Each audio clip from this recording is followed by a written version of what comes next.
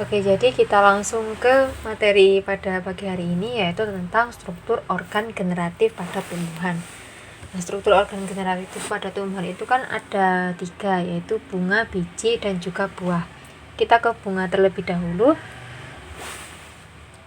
Di bunga itu definisinya yaitu bunga merupakan alat reproduksi seksual pada tumbuhan, dan pada organ ini dapat berlangsung penyerbukan dan pembuahan. Bagian-bagian dari bunga ini yaitu yang pertama ada bagian steril dan juga ada bagian fertil. Nah, bagian steril itu dia tidak mampu melakukan perkembangbiakan. Contohnya di tangkai bunga atau pedicellus. Ada dasar bunga, ini merupakan dasar bunga, tempat meletaknya kelopak dan juga semua bagian bunga, itu namanya reseptakel. Kemudian ada perhiasan bunga. Perhiasan bunga ini ada yang namanya daun kelopak atau sepal dan daun mahkota atau petal.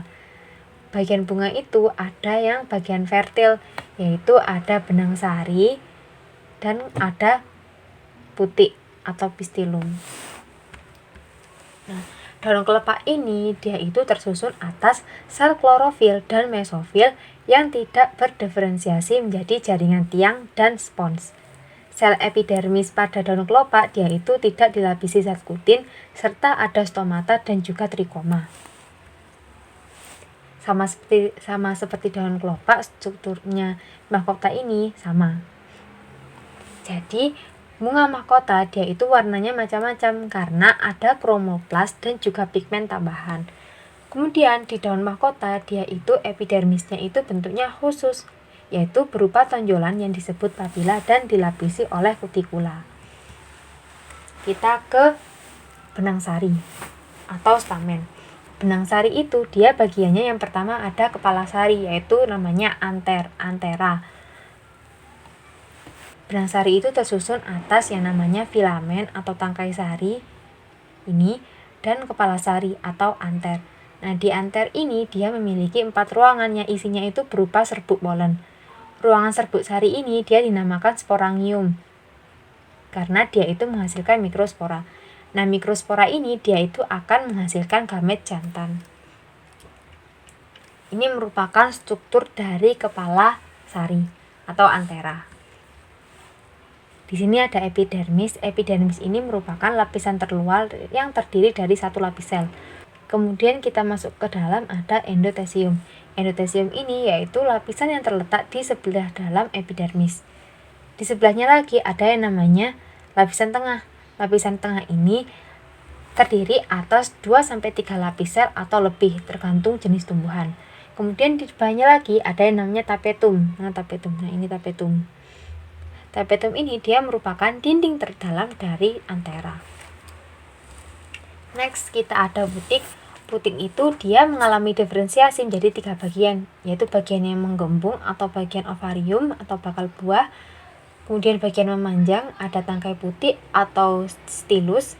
Kemudian di ujung putik itu ada kepala putik atau stigma. Nah, di dalam ovarium ini dia ada yang namanya bakal biji atau ovul. Di bakal biji ini ada kandungan lembaga atau megasporangium. Megasporangium ini dia akan menghasilkan gamet betina atau ovum. Sampai di sini paham? Kalau paham, kita lanjut ke buah. Nah, buah ini dia itu merupakan perkembangan lebih lanjut dari yang namanya bakal buah. Kita tadi sudah belajar tentang bunga. Dia mampu melakukan penyerbukan. Nah, apabila serbuk sari dan putik dia telah masak dan terjadi penyerbukan pada bunga yang diikuti oleh pembuahan, maka bakal buah itu akan tumbuh menjadi buah. Namun, terkadang selain bakal buah, ada juga yang ikut tumbuh dan menjadi suatu bagian buah.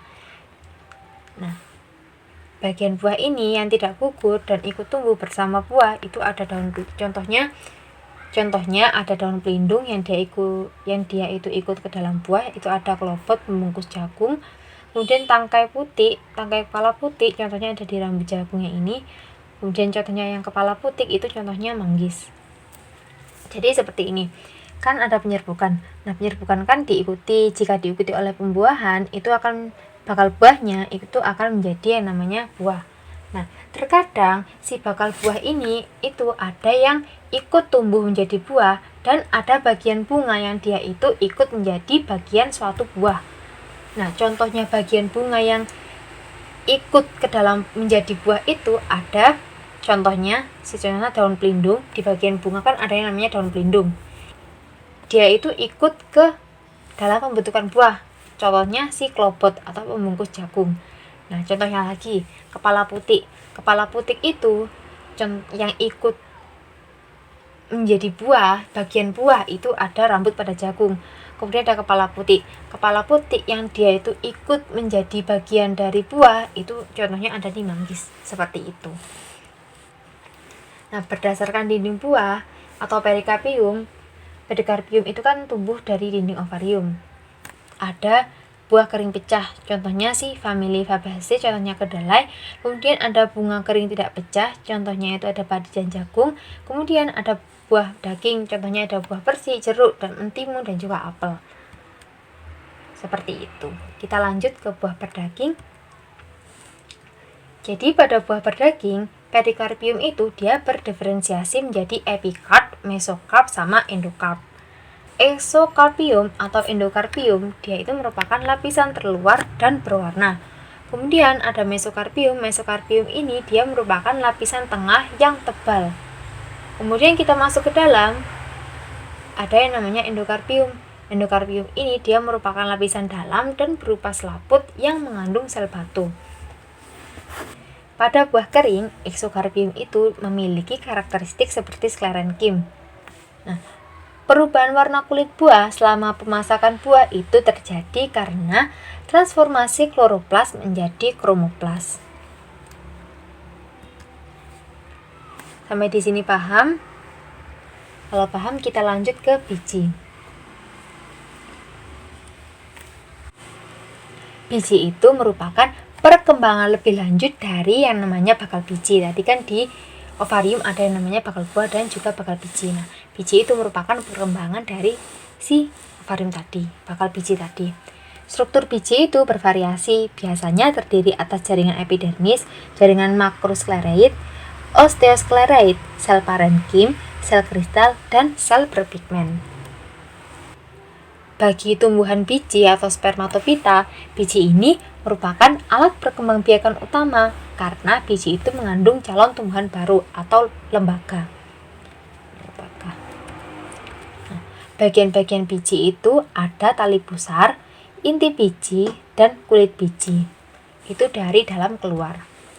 Nah, tali pusar itu disebut sebagai tangkai biji karena setelah biji masak, biji itu akan terlepas dari tali pusarnya atau tangkai bijinya. Dan pada saat bijinya itu hanya tampak bekasnya yang dikenal sebagai pusar biji. Nah, seperti ini. Kalian lihat, bisa dilihat ketika bijinya masak dan bijinya terlepas itu tali pusarnya akan kelihatan menjadi pusar biji. Seperti itu. Kemudian ada kulit biji. Nah, kulit biji itu dia merupakan bagian terluar dan dari biji dan berasal dari selaput bakal biji. Kemudian inti biji. Nah, inti biji ini terdiri atas lembaga yang merupakan calon individu baru dan putih lembaga atau albumen. Putih lembaga ini dia itu merupakan jaringan yang berisi cadangan makanan untuk masa permulaan kehidupan tumbuhan baru, kecambah, dan sebelum mendapat makanan sendiri. Berdasarkan ada tidaknya endosperma, biji itu dibedakan menjadi dua, yaitu endosperma yang dia memiliki endosperma, contohnya jagung dan jarak. Kemudian ada non-endosperma, dia itu tidak memiliki endosperma dalamnya, contohnya ada merica. Di sini bisa kita lihat contohnya jagung, dia itu di sini ada endospermanya sebagai tempat cadangan makanannya dia. Kemudian sampai sini paham? Kalau paham, kita lanjut ke totipotensi dan kultur jaringan. Nah, hubungan dari kultur jaringan dan totipotensi ini dia kultur jaringan memanfaatkan sifat totipotensi tumbuhan. Apa sih totipotensi? Totipotensi itu dia merupakan kemampuan setiap sel tumbuhan untuk hidup dan menjadi individu baru. Seperti itu. Nah, sifat totipotensi ini Dia itu dapat dibudidayakan melalui teknik tertentu, yaitu teknik kultur jaringan. Kultur jaringan itu ada macam-macam jenisnya. Ada meristem kultur, dia itu menggunakan explant dari jaringan meristem. Kemudian ada pollen atau anterkultur, dia itu menggunakan explant dari serbuk sari atau benang sari. Kemudian ada protoplas kultur, dia itu menggunakan explant dari protoplasma. Kemudian ada kloroplas kultur, dia itu menggunakan explant kloroplas untuk tujuan perbaikan sifat tanaman dengan varietas baru.